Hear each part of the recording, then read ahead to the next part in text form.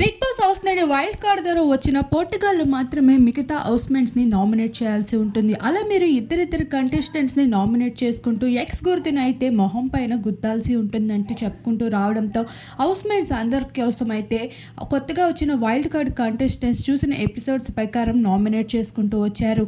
తేజ నువ్వు పెద్దగా డిజర్వ్డ్ అనిపించడం లేదు, టాస్క్ల్లో గట్టిగా పర్ఫామ్ చేయడం లేదు అని కొంతమంది, ఇంకొంతమంది నువ్వు గౌతమ్ని బెల్ట్తో లాగిన విధానం అయితే చాలా దారుణంగా ఉంది, అది మేము చూసి షాక్ అయ్యాము అంటూ ఇంకొంతమంది.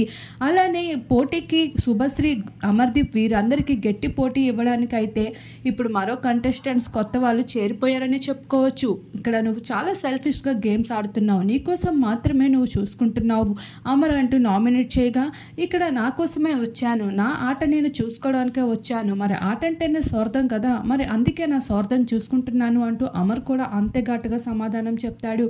ఇలా నామినేషన్లో అయితే ఉన్న కంటెస్టెంట్స్ అందరూ వచ్చేయడం జరుగుతుంది.